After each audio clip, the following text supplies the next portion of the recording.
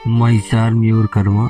ये एक Korean based love story है जिसमें एक कैरेक्टर है जिसका नाम है मिचेल झाओ, जो 23 साल की उम्र में कैंसर से मरने वाली होती है।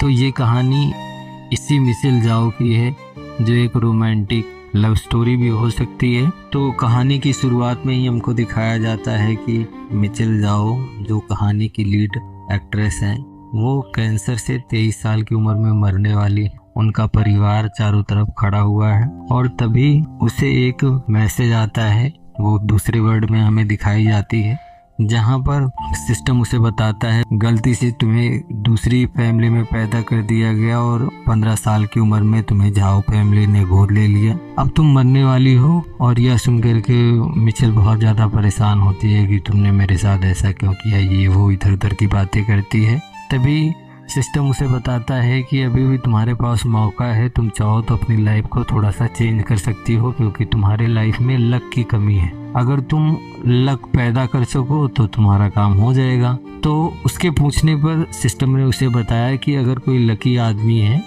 उसके पास में तुम जाओगी, उसके साथ में रहोगी, तो उसका लक भी तुम्हारे अंदर ट्रांसफ़र होता रहेगा धीरे धीरे, और इस तरीके से तुम्हें 500 पॉइंट अर्न करने हैं। तो 500 पॉइंट सुन करके वो परेशान हो जाती है। फिर सिस्टम उसे दिखाता है कि इस तरीके का सिस्टम है, इतने इतने पॉइंट करोगे तो टोटल 500 पॉइंट तुम्हारा हो जाएगा और तुम्हारी ज़िंदगी बदल भी जाएगी। अब सिस्टम उसे हाई स्कूल के टाइम में वापस भेजता है और वो जब उठती है देखती है वह हाई स्कूल वाले टाइम पर वापस आ चुकी है, और इस समय उसके चेहरे पर एक जले का निशान भी है जो शायद चाय वगैरह से जल गया था। और उसे इमेजिनरी पॉट भी दिखाया जाता है और उसी इमेजिनरी पॉट में बताता है सिस्टम, जब तुम्हारा लक पूरा हो जाएगा तो ये पूरी तरीके से भर जाएगा और तुम्हारी ज़िंदगी चेंज हो जाएगी और तुम 23 साल की उम्र में मरोगी भी नहीं। तो वो उससे पूछती है कि इसके लिए मुझे क्या करना होगा। तो वो बताता है कि इस उम्र के जो सबसे ज़्यादा लकी बच्चे होते हैं वो इंटरनेशनल स्कूल में पढ़ते हैं, तो तुम भी इंटरनेशनल स्कूल में जाओ और वहाँ उनसे लक उनका चुराओ। तो वो ऐसा ही करती है, क्योंकि वो पढ़ने में बहुत ज़्यादा तेज़ थी, इसीलिए ट्रांसफ़र में भी उसे कोई दिक्कत नहीं हुई, अपना ट्रांसफ़र इंटरनेशनल स्कूल में करवा लिया। अब वो वहाँ से जाने लगती है तो उसका भाई बेंजामिन, उसकी माँ जीना, ये सब उसे रोकने के लिए वहाँ आते हैं। वो उसे बहुत समझाने की कोशिश करते हैं कि मत जाओ, लेकिन उसे पता है उसे क्या करना है। वो उनसे झगड़ते हुए उनको रास्ते से हटाते हुए जाती है। उसकी वो बहन भी वहाँ हमें दिखती है जो उनके घर की सबसे ज़्यादा लाडली थी, सब उससे बहुत ज़्यादा प्यार करते थे, तो उससे भी और ज़्यादा गुस्सा होकर के वो वहाँ से निकल जाती है। अब जैसे ही वो इंटरनेशनल स्कूल में पढ़ती है, वहाँ लोग उसे देखते हैं, क्योंकि वो बहुत सुंदर थी, इसीलिए लोग उसको देख करके बहुत ज़्यादा एक्साइटेड हो रहे थे, बहुत खुश हो रहे थे। अब मिचेल को अपना क्लास चुनना था। वो हाई स्कूल के 2-3 क्लासेस में जाती है जहाँ देखती है कि किनका लक क्या है, कैसा है। तो वहाँ जब जाती है तो उसको बहुत ज़्यादा लक नहीं दिखाई देता, और इसी क्रम में एक अगले क्लास में जाती है जहाँ काफ़ी सारे बच्चे इधर उधर हल्ला गुल्ला मचा रहे होते हैं। तो वहाँ जाती है, वहाँ देखती है तो लोगों के पास लक थे,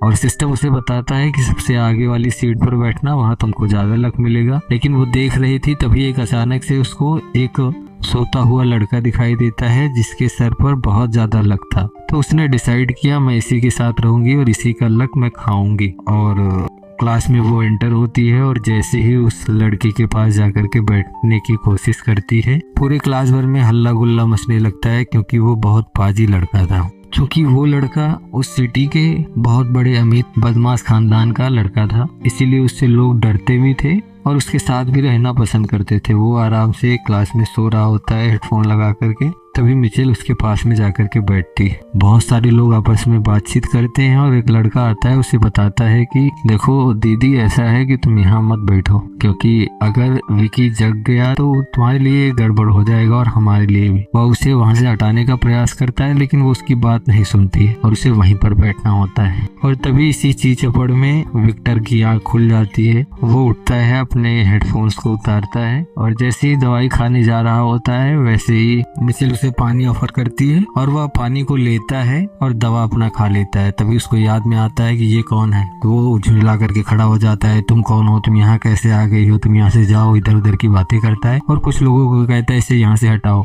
और वहाँ के लड़के उसे हटाने की कोशिश करते हैं लेकिन वो जबरदस्ती करती है।